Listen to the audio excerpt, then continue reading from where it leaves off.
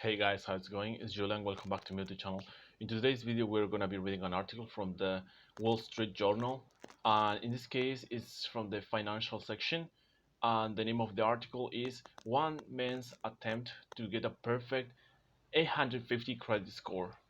So I'm going to put the link of this article on the description below or in the comments so you can read it by yourself. And in this case, this article, as another ones that I already read, has the chance to make some shadowing with it because it has the whole audio of a person reading the article for you, so you can practice in trying to mimic the person who is reading, and at the same time you can read it by yourself, so you can try to emulate the way a native speaker is doing it. So because it's a really good technique, I'm gonna be doing so, and let's go for it.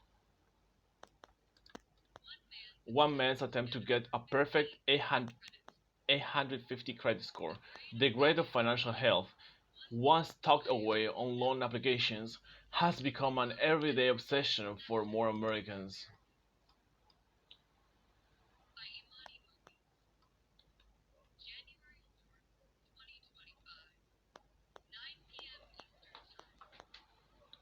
His name Michelle had one of the best credit scores in America, but he wanted a perfect 850.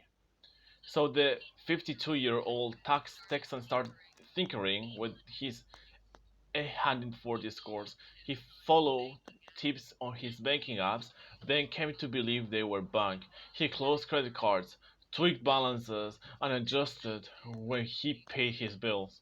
He could make a change, then wait a month to see how his scores rose or fell. He adjusted again. He waited again. I'm an engineer by trade, so everything has to be perfect, he said.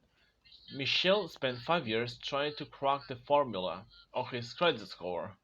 In doing so, he put an exclamation point on America's growing obsession with the three-digit trade grade of financial health. Like many, Michel felt that the ups and downs in his score defied explanation. Yes, paying bills on time helps and maxing out card hoards.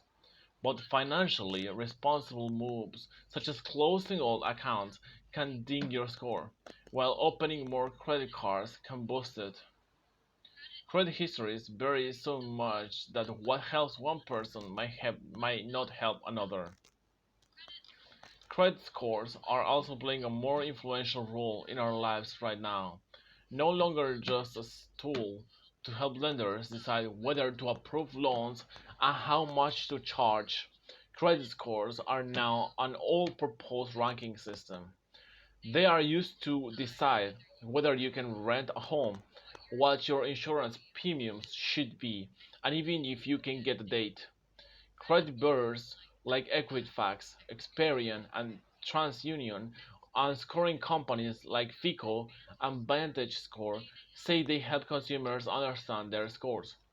Meanwhile, tools like Credit Karma and banking apps have made monitoring the score that was once nearly invisible to consumers as easy as checking your phone. But the algorithms that assign people scores between 300 and 850 are proprietary. The sense of randomness is especially frustrating for people with spotless credit, like Michelle. For over 20 years, he paid his mortgage on time and avoided credit card debt. The credit mountaintop. The credit mountaintop. For his first attempt at a perfect score, Michel closed a few retail credit cards. He got a store checkout, thinking that could help. It didn't move the needle much. The Bank of America app he uses to review his credit offers tips on how to improve his score. In early 2023, when he was 2 points shy of 850, the app flagged his high credit card balances as an area to improve. At that time, he used about 6% of his $35,000 credit limit. For whatever reason, keeping a zero balance didn't do the trick either. So he started experimenting with carrying different balances each month. He landed on keeping barely more than $0, somewhere between 0.5% and 1.5% of his available credit. In the summer of 2023, Michelle logged into his Bank of America app and saw the message he had been waiting for. Congratulations, it said. You have the highest FICO score possible. You're doing an excellent job managing your credit. He chuckled. Problem was, he had no idea how it happened. So how could he keep his credit at 850? I was happy because I hit it, he said. But then it's like, wait a second. Michel decided he couldn't declare victory until he achieved an 850 3 months in a row. His next idea was to play around with the timing of when he held the meager balance. Since he only banks with Bank of America, his score only got updated once a month, on the 19th. He figured that was when the bank reported a snapshot of his financials to the credit bureaus. But the balances that displayed on his banking app didn't match the balances factored into his score. He thought he thought the bank must report to the credit bureaus just before the 19th. He made sure to keep a balance in his target range on the 18th, then the 17th, then the 16th. The 15th finally did it. He has since kept a perfect score of 850 in 8 of the last 12 months through November. You get your balance just right, so when it gets reported, magic happens.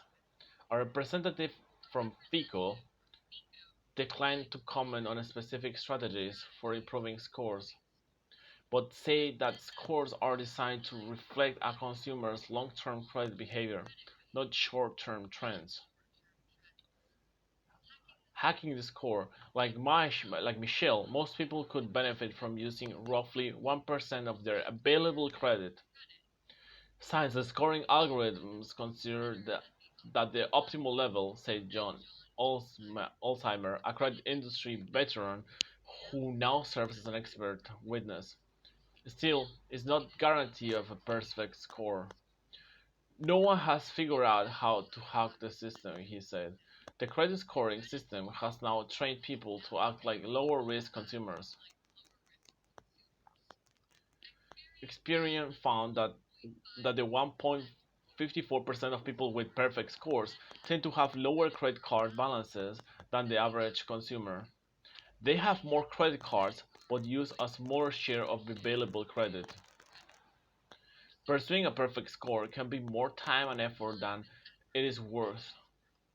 When it comes to what interest rate people pay on a mortgage or auto loan, there is no much difference between 750 and 850.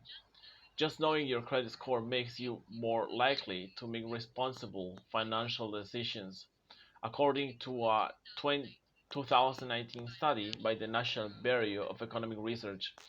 Researchers found quarterly emails encouraging people to check their scores significantly, reduce late payments, and improve FICO scores. But improving your credit score doesn't always improve your financial health. Acting on suggestions from credit bureau websites, Sharon Byrne, 50, opened 7 new credit cards over 3 years in an effort to boost her score. It claimed more than 100 points to 720. The Santa Barbara, California resident ended up carrying balances on all 7 cards, most with interest rates about 20%. That was when the score was its highest, she said. Her score has dropped to 675 since paying off 3 of the cards. Michel is pleased with his 850 credit score, but he isn't sure it was worth the effort. He isn't interested in applying for a new loan, and his insurance costs are still going up quickly. So far, the achievement hasn't unlocked any other special perks. My daughter gets the exact same credit card offers I do, he said, and she is and she's had a credit history of about 4 years. Well, until now, this article, guys, I hope you enjoyed. As you can notice, it's like a very specific kind of topic for this article. It's about credit cards and how to improve your score credit.